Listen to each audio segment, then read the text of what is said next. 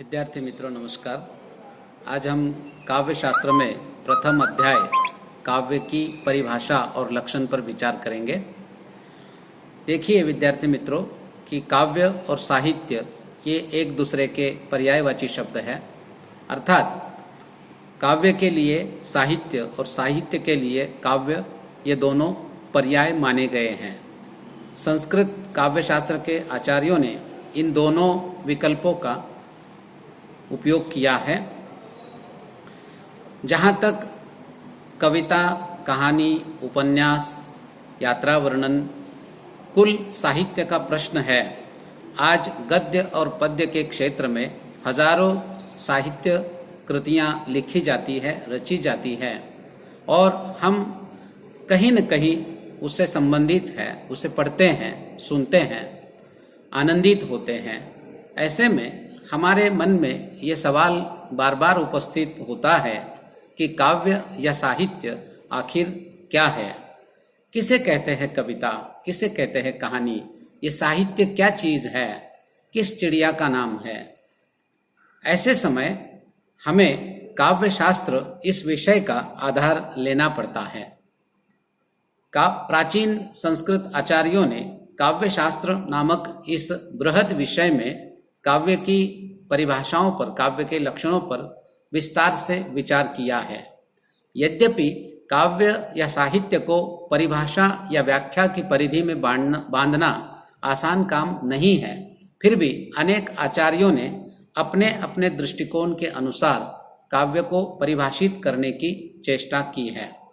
काव्य की सबसे पुरातन परिभाषा वैसे आचार्य भरत मुनि के नाट्यशास्त्र में पाई जाती है, परंतु भरत मुनि ने परिभाषा लिखने के उद्देश्य से वहाँ परिभाषा नहीं लिखी है, बल्कि उन्होंने काव्य या साहित्य के कुछ गुण वहाँ पर बताए हैं। उनके ग्रंथ नाट्यशास्त्र का विषय तो नाटक साहित्य था, इसलिए उन्होंने नाटक से संबंधित साहित्य की कुछ बातें अपनी उस श्लोक में कही है। इसलिए हम काव्य या साहित्य की प्रथम परिभाषा के रूप में अग्निपुराणकार का उल्लेख कर सकते हैं। अग्निपुराण में जो परिभाषा काव्य की दी गई है उसको हम देखते हैं। संक्षेपाद्वाक्य मिष्टार्थ व्यवच्छिन्ना पदावली काव्यम स्फुरदलंकारम गुणवद्दोष वर्जितम। इस प्रकार से अग्निपुराण में काव्य की परिभाषा दी गई है। इसका अर्थ देखिए, संक्षेप में इष्ट अर्थ को प्रकट करने वाली पदावली से युक्त ऐसा वाक्य काव्य है जिसमें अलंकार प्रकट हो और जो दोष रहित तथा गुण सहित या गुणयुक्त हो। कहने का मतलब यह है विद्यार्थी मित्रों कि इस परिभाषा में अग्निपुराणकार ने 5 बातों का उल्लेख किया है। वे 5 बातें इस प्रकार है। इष्ट अर्थ अर्थात लिखने वाले के लिए अभिप्रेत अर्थ, अपेक्षित अर्थ, उसे कहेंगे इष्ट अर्थ। संक्षिप्त वाक्य, जो भी कविता या साहित्य रचा जा रहा हो वो उसमें संक्षिप्त वाक्यों में चित्रण किया गया हो, संक्षिप्त वाक्य।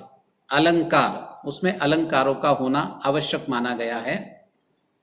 गुण और दोष, इन 5 बातों की चर्चा इस परिभाषा में हमें मिलती है।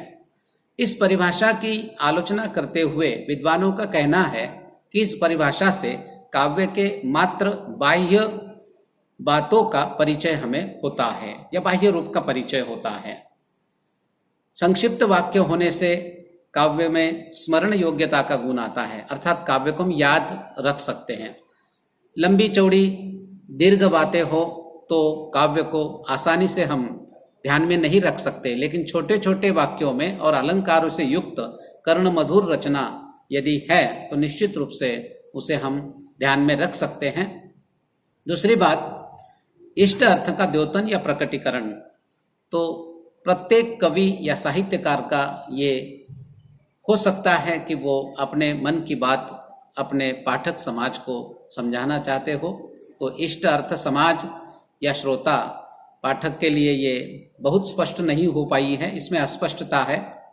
अलंकारों का होना अलंकार शास्त्र के प्रभाव का परिचायक है, अर्थात जो आचार्य या जो विद्वान काव्य में अलंकारों की आवश्यकता पर बल देते हैं उन्हें हम अलंकारवादी आचार्य कह सकते हैं। अग्नि पुराणकार भी अलंकारों का प्रभाव स्वीकार करते हैं, इसलिए वो अलंकारवादी कहला सकते हैं। दोष मुक्त होना उत्तम काव्य का लक्षण है। गुण शब्द अनेक अर्थों का वाचक है, अनेक तरह के गुण कविता के हो सकते हैं। तो इस तरह से इस परिभाषा को समग्र रूप से हम समझने की चेष्टा करते हैं, फिर भी काव्य का कोई विशेष या निश्चित रूप ये परिभाषा निर्धारित नहीं कर पाती है, इसलिए ये काव्य की परिपूर्ण परिभाषा नहीं हो सकती है, ये केवल काव्य के बाह्य रूप का परिचय करवाती है।